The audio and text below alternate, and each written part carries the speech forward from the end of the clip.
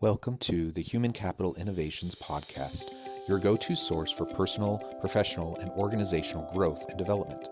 We hope you tune in often for all things people management, organizational development and change, organizational leadership, and social impact related.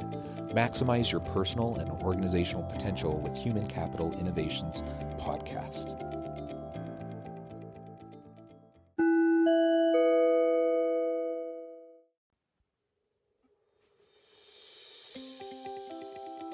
Welcome to the Human Capital Innovations Podcast.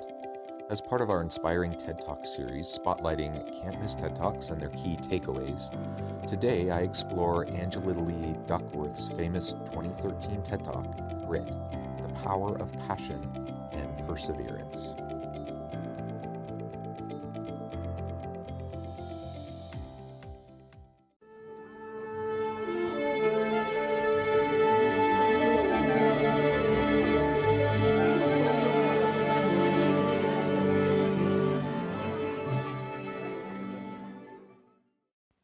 Welcome back to the Human Capital Innovations Podcast. I'm excited to be with you again today as I explore Angela Lee Duckworth's famous 2013 TED Talk, Grit, the Power of Passion and Perseverance. Leaving a high-flying job in consulting, Angela Lee Duckworth took a job teaching math to 7th graders in a New York public school. She quickly realized that IQ wasn't the only thing separating the successful students from those who struggled. Here, she explains her theory of grit as a predictor of success. I'll catch you on the flip side of the first clip.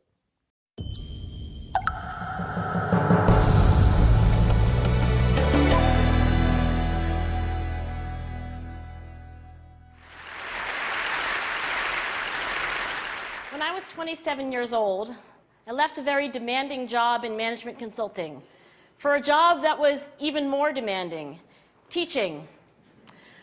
I went to teach 7th graders math in the New York City public schools.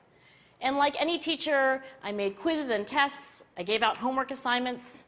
When the work came back, I calculated grades. What struck me was that IQ was not the only difference between my best and my worst students. Some of my strongest performers did not have stratospheric IQ scores. Some of my smartest kids weren't doing so well. And that got me thinking. The kinds of things you need to learn in 7th grade math, sure, they're hard. Ratios, decimals, the area of a parallelogram. But these concepts are not impossible. And I was firmly convinced that every one of my students could learn the material if they worked hard and long enough. After several more years of teaching, I came to the conclusion that what we need in education is a much better understanding of students and learning from a motivational perspective, from a psychological perspective. In education, the one thing we know how to measure best is IQ. But what if doing well in school and in life depends on much more than your ability to learn quickly and easily? Spoiler alert, it has very little to do with overall raw intelligence, and it has everything to do with your perseverance, resilience, and willing to work hard over an extended period of time. So as she starts off this TED Talk, she of course is focusing on the 7th graders she taught and thinking about the role of IQ in success and their grades and how they performed in her class. But as you'll see as she continues through the TED Talk, she's not just talking about learning. She is also referring to professional endeavors as well. And really, it's important for us to remember that we are all lifelong learners, or at least we should be, if we hope to be successful in any endeavor in this life, whether it be our personal relationships, our family relationships, or career expertise and career success. If we're going to be effective in the workplace, we need to be continual learners. And so her message definitely applies to everybody equally well. And for any leader listening to this podcast today, I hope that you'll consider how you approach people on your team in terms of their raw talent and intelligence versus their actual resilience, persistence, their stamina, their hard work, and their willingness to really put in the effort. Because ultimately, that's what's really going to count. So I left the classroom and I went to graduate school to become a psychologist. I started studying kids and adults in all kinds of super challenging settings. And in every study, my question was, who is successful here and why? My research team and I went to West Point Military Academy. We tried to predict which cadets would stay in military training and which would drop out. We went to the National Spelling Bee and tried to predict which children would advance farthest in competition. We studied rookie teachers working in really tough neighborhoods, asking which teachers are still going to be here in teaching by the end of the school year. And of those, who will be the most effective at improving learning outcomes for their students? We partnered with private companies, asking which of these salespeople is going to keep their jobs and who's going to earn the most money. In all those very different contexts, one characteristic emerged as a significant predictor of success. And it wasn't social intelligence, it wasn't good looks, physical health, and it wasn't IQ. It was grit. So in a moment, she'll go into more about what she means by grit. But I think it's so important to recognize how her and her team, these social psychologists who are trying to understand who is successful and why, and the process of learning in all of these different environments. And the one commonality, the variable that they found to be predictive of who will be successful was ultimately grit. Again, she'll define that more in just a moment and give some more examples. But this definitely rings true to my experience in my own personal life and as I've observed those around me.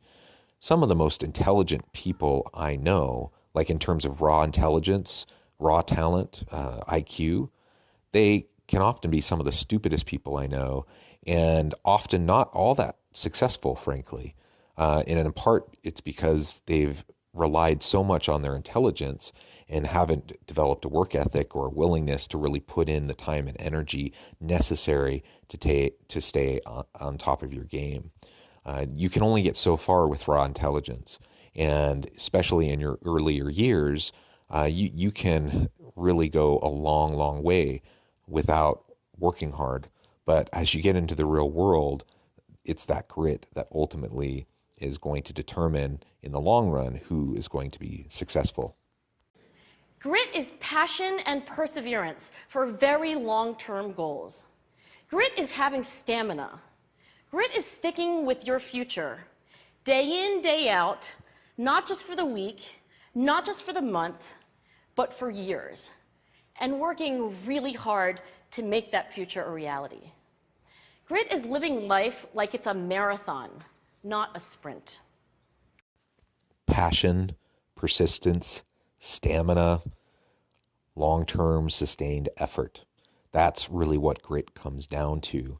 And I'll tell you what, I will take employees with grit over employees with raw talent and raw intelligence any day of the week. Now, obviously, you need people with a baseline ability and understanding, with the skills and the capacity to be able to do the job.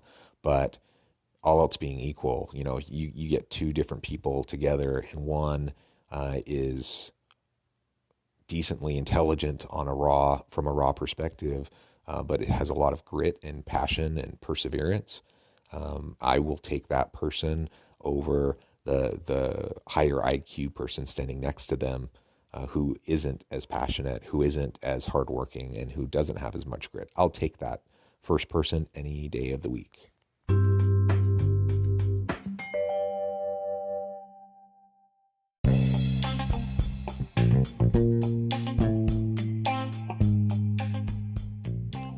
I'm excited to announce the publication of my new book from HCI Press, The Alchemy of Truly Remarkable Leadership: Ordinary, Everyday Actions that Produce Extraordinary Results. Consider how the nature of work has shifted over the past 50 years. With increased globalization, rapid technological advancement, and the shift in economic composition, the average job of today looks very different than the average job of 50 years ago. What will the jobs and organizations of tomorrow look like? Moreover, what does this all mean for organizational leaders? What are the core competencies and capabilities of organizations and their leadership that are prepared for continued disruption and geopolitical and socioeconomic shifts? Regardless of what the future holds, increasingly, leaders need to be socially minded, data-driven, decisive, champions of talent, and disruptors of the traditional notions of leadership, teams, organizations, and work. The alchemy of truly remarkable leadership will help you to explore your own leadership competencies and capabilities and consider ways to apply and implement them into your workplace and personal life. I'm excited to share my insights with you.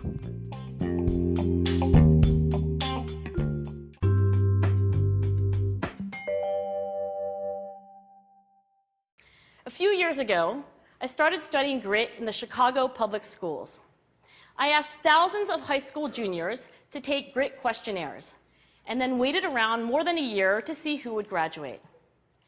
Turns out that grittier kids were significantly more likely to graduate, even when I matched them on every characteristic I could measure. Things like family income, standardized achievement test scores, even how safe kids felt when they were at school. So it's not just at West Point or the National Spelling Bee that grit matters, it's also in school, especially for kids at risk for dropping out.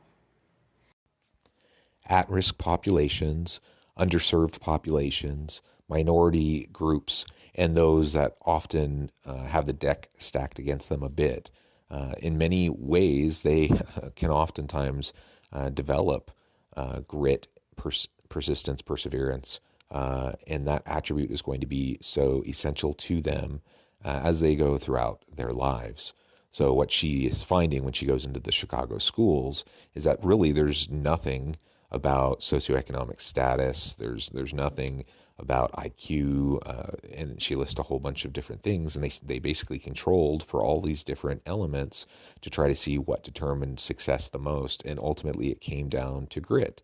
So whether you're talking about someone from a high socioeconomic status or someone from a low socioeconomic status or not, ultimately it's that willingness and that perseverance that's going to be the best predictor, particularly and more so for the more at-risk youth populations.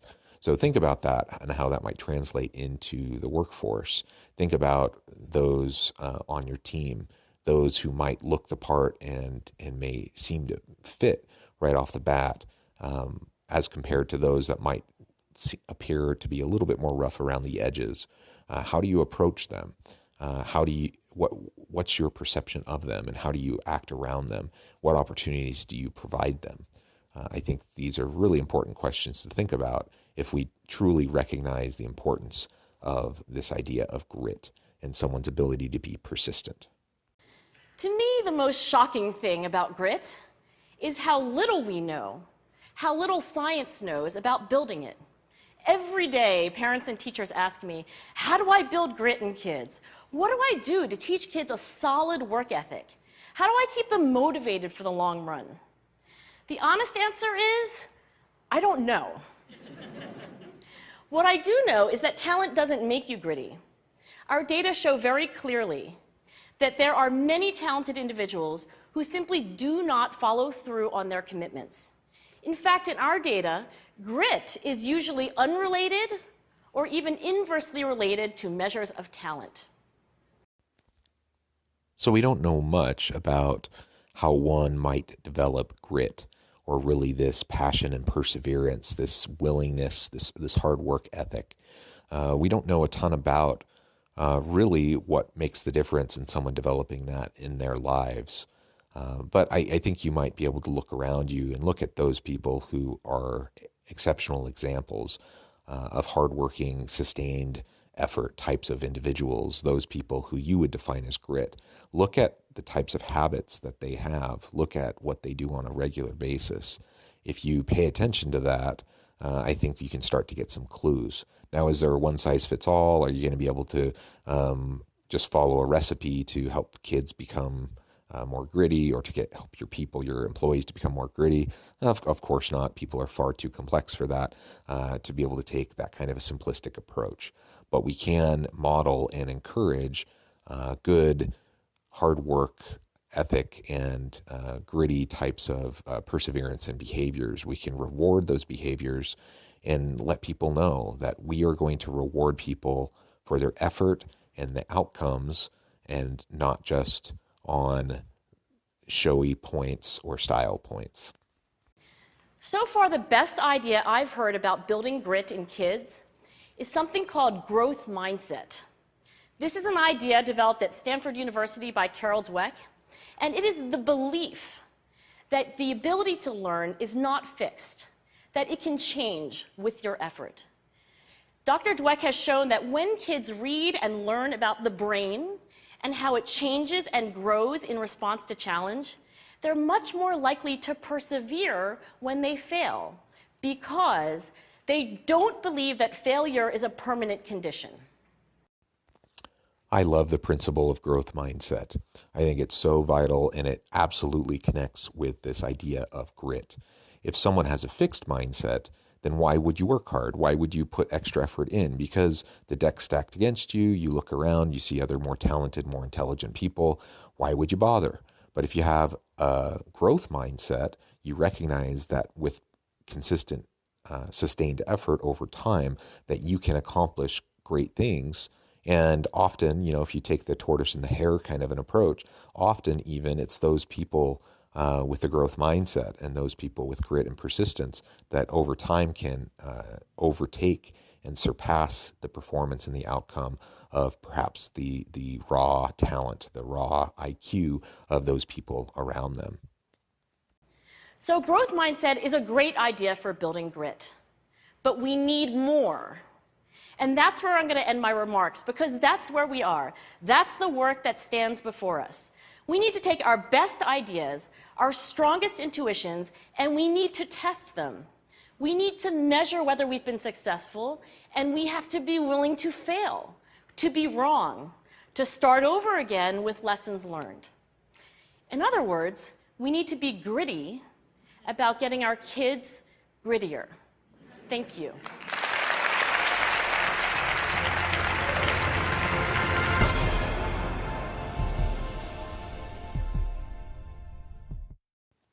It's a rather simple principle, a rather simple concept, and hopefully it's one we can quickly and easily grasp. I think as you think about your own life, you think about your own experiences, you think about family, friends, colleagues, your coworkers, people on your team, that you'll recognize that what she's saying is absolutely true.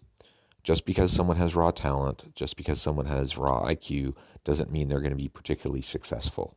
Doesn't mean they're going to be your top performers. And conversely, just because somebody may not have as much raw talent or IQ, maybe they don't learn as quickly, maybe they have to work harder in order to pick something up. But when they're hard workers, when they're persistent, when they do it over a sustained period of time, they can accomplish great things. And so what I want as a leader, I want a whole team of gritty people.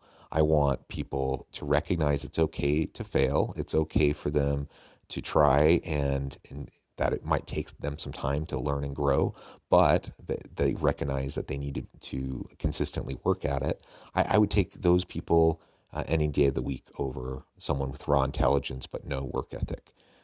We need more people in our teams who are gritty, and we need to prepare the next generation of students and workers to become more gritty as well, so that we can face the many difficult challenges facing us in this complex world. As always, thank you for joining me for this episode of the Human Capital Innovations Podcast. I hope you stay healthy and safe, that you can find meaning and purpose at work each and every day, and I hope you have a great week.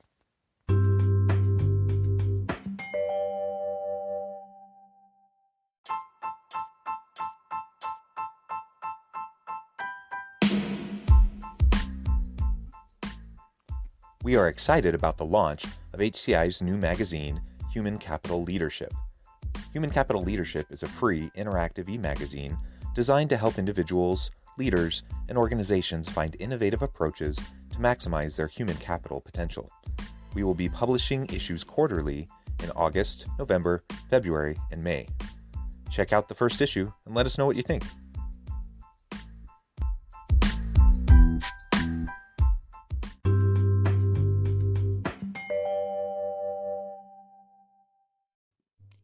Thanks again for joining us for this episode of the Human Capital Innovations Podcast.